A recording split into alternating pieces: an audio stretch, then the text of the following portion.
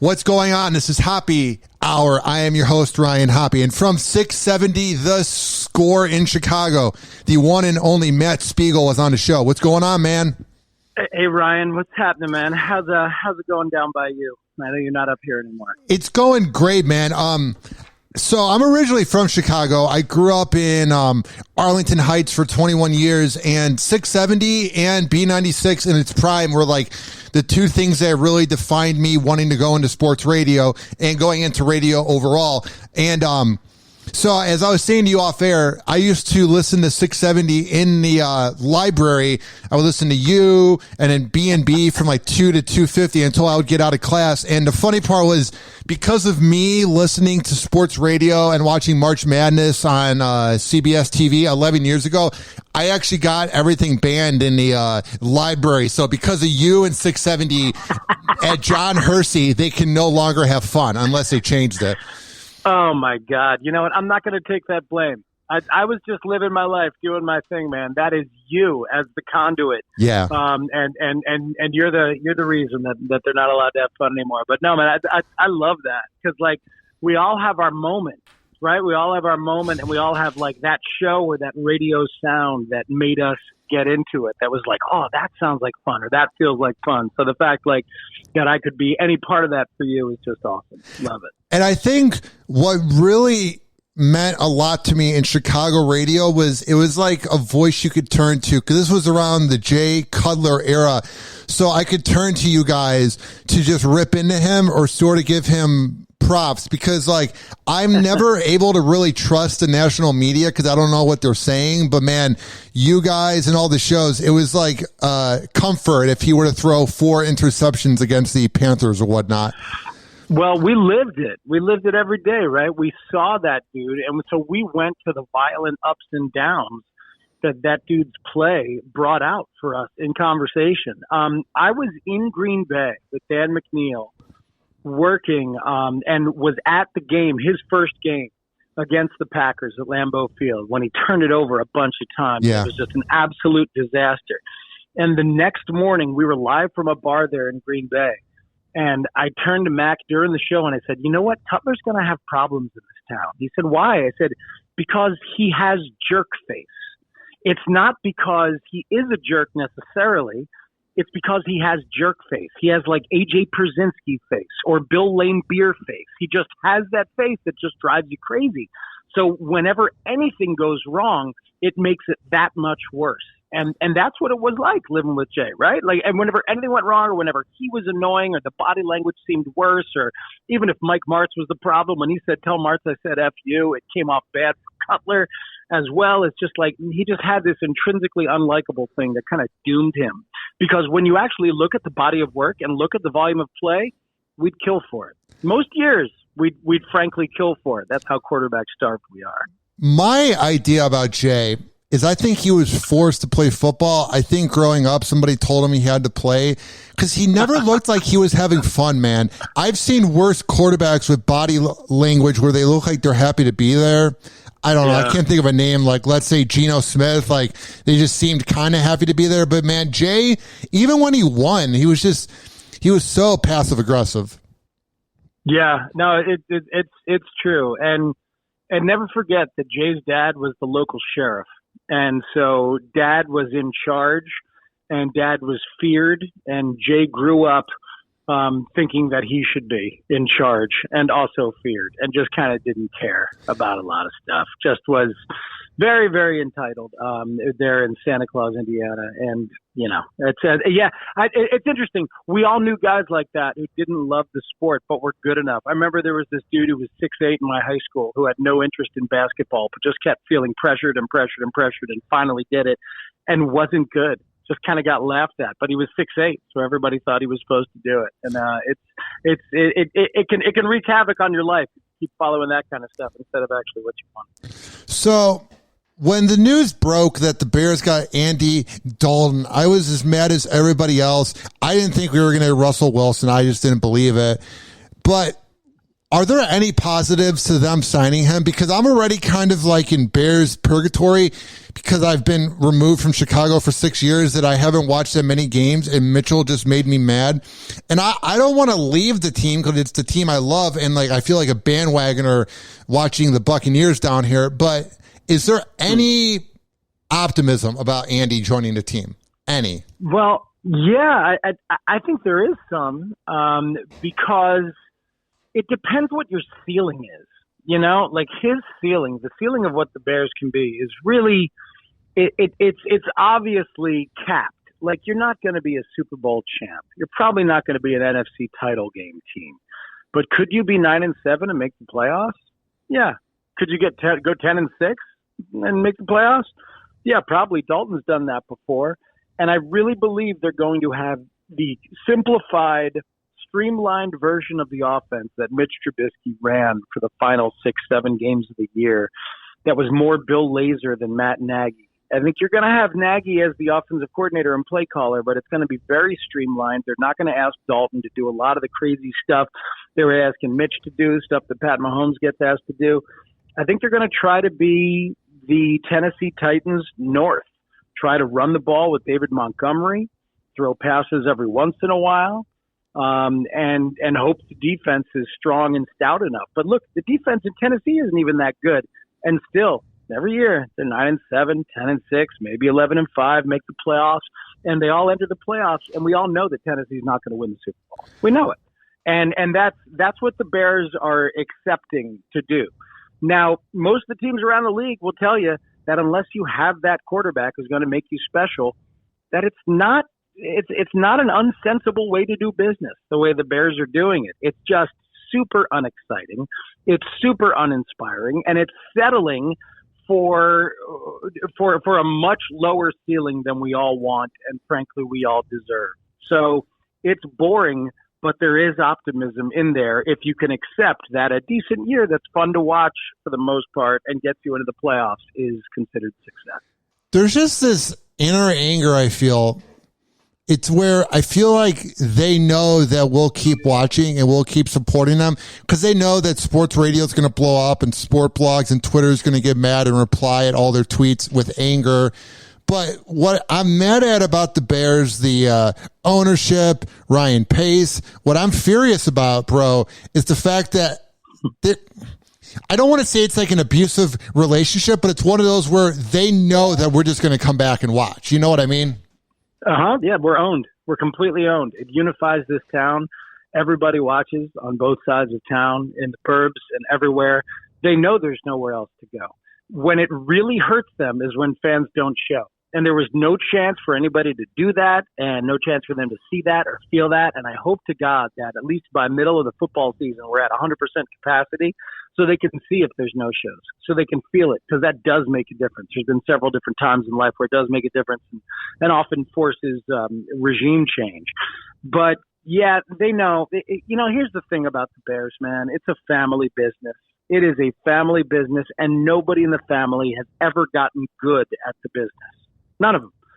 But the football part of it. Anyway, they've never gotten good at the business. But because it's the NFL and because they're a heritage franchise in a giant market like this and because the revenue sharing is what it is and the TV deals are what it is, that you don't have to be very good at the family business to be successful.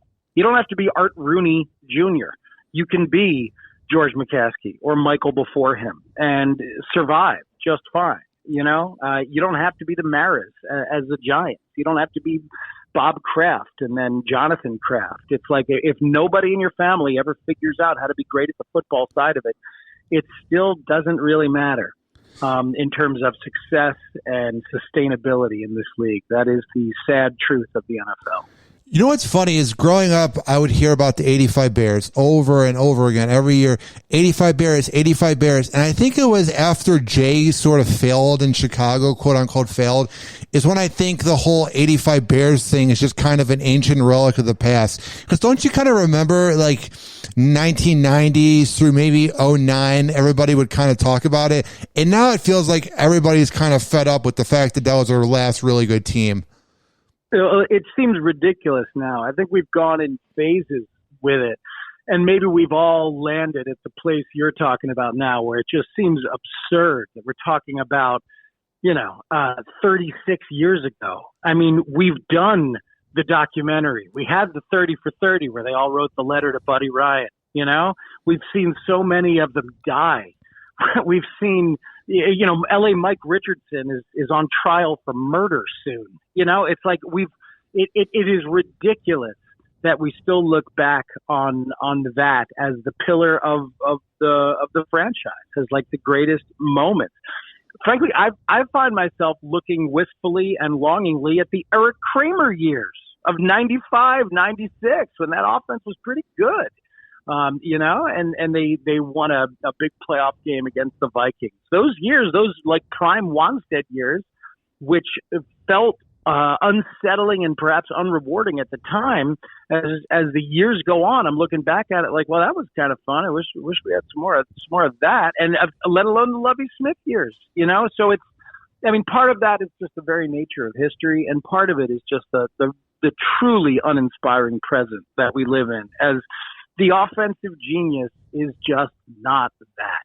As the GM wunderkind doesn't know quarterbacks to save his ass, and we all know it. And it's just brutal to watch them get a longer and longer leash when we don't really believe in these guys anymore.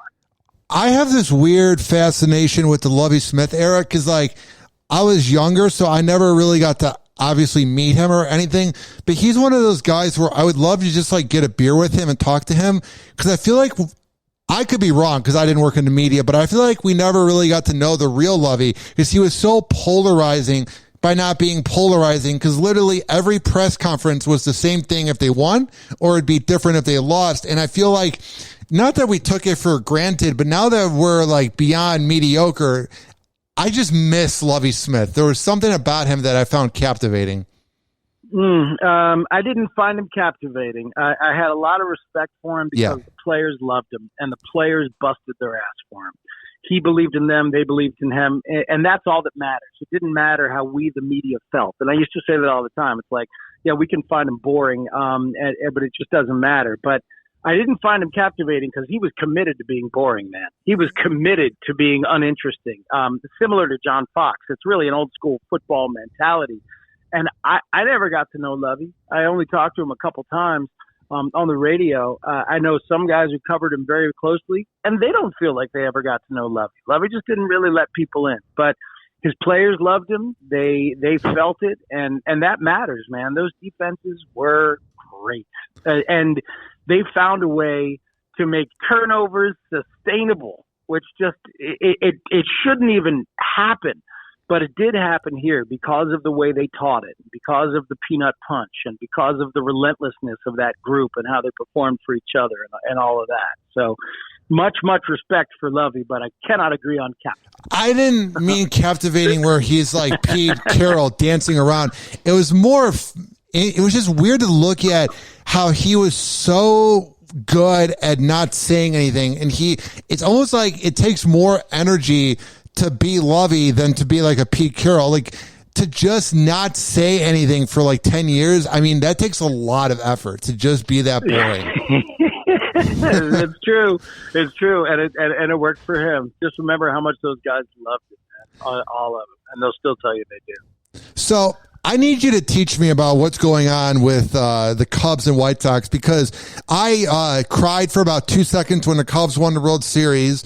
And I felt like they were my team because nobody in St. Pete cared. And I haven't really watched them since. But now I want to get into baseball. So you and Danny on air, what have you guys been saying about the baseball season this year? Because I am completely and utterly out of the loop. Well, the White Sox are one of the most exciting teams in baseball.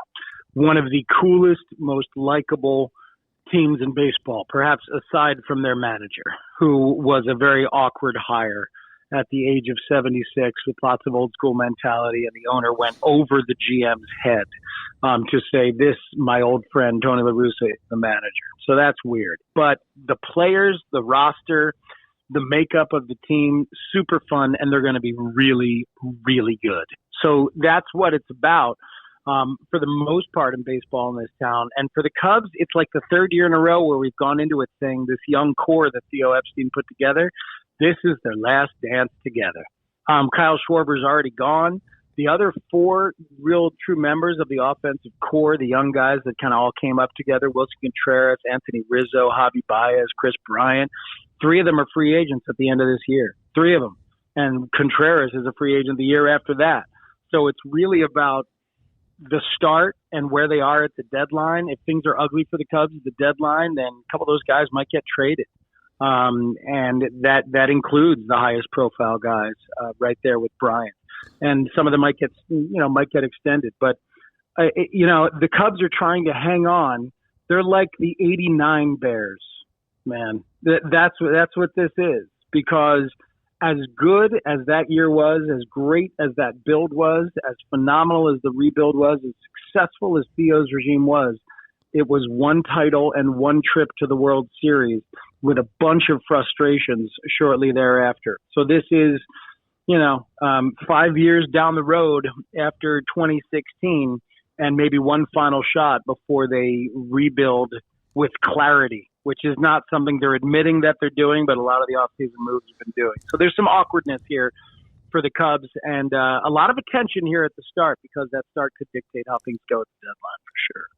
I can't figure out, what happened with the Cubs. I feel like they kind of failed in a weird way. Like they won the World Series, but I mean, you don't have to win another World Series, but it just feels like they fizzled out fast. I feel like it was like the new 85 Bears. And what I'm afraid about, so I make sure that I keep up with Chicago sports. So I follow you guys on social media. I follow the local news and I don't know if you ever think about this every year in late,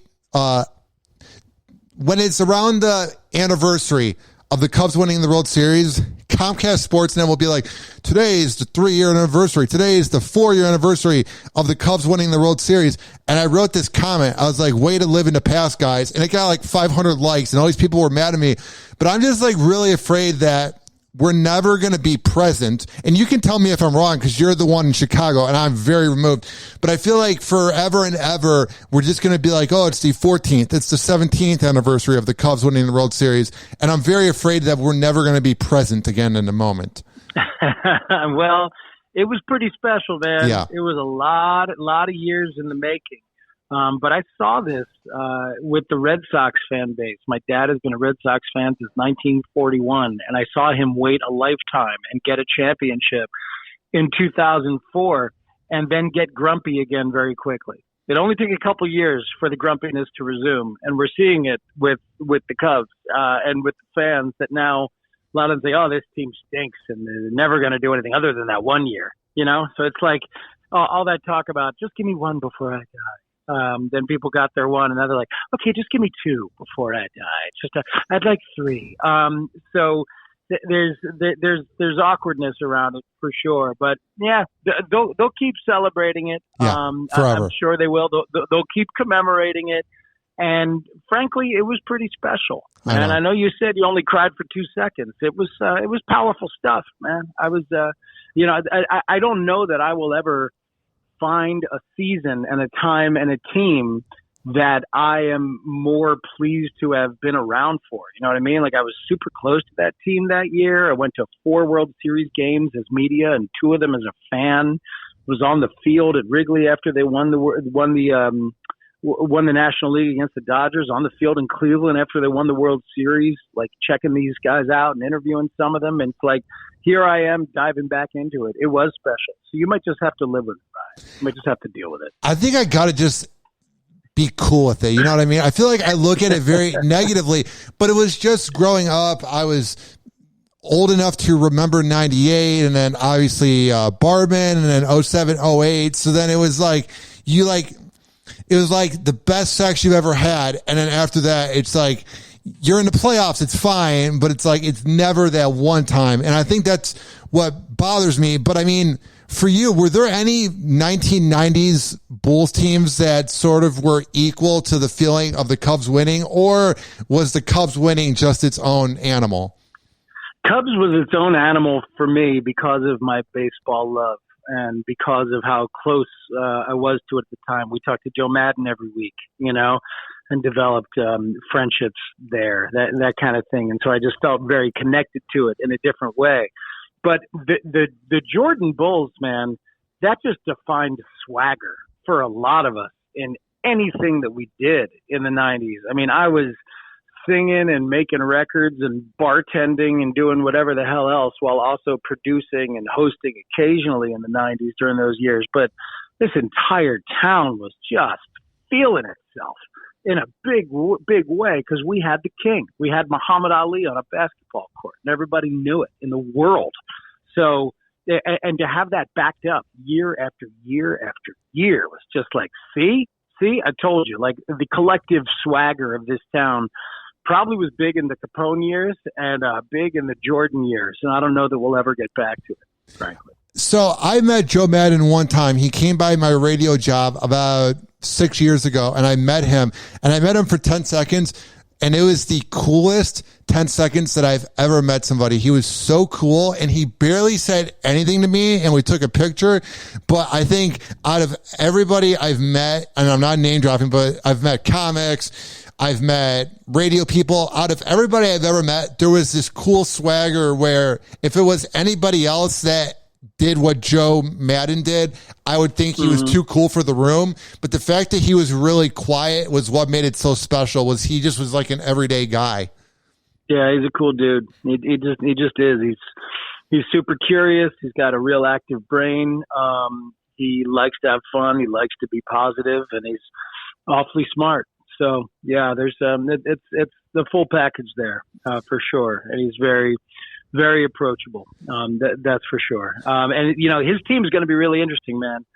He's got Trout, and then by the way, Shohei Ohtani is going to be unlike anybody we've ever seen in baseball, throwing 101 miles an hour and leading off as he pitches. I mean, it's just crazy what we're going to see there. So I'm looking forward to it. So I have a few more minutes with you. So what I want to ask you is, so I look at radio ratings because I'm a radio geek, and I'll look at different markets, and a lot of these towns, I mean, most of the sports radio is like barely got any shares, and in where you guys are at, you guys are doing very well. What has been the key for 670 to be a household name, and for you guys 30 years later to keep on keeping on? What have you guys done right?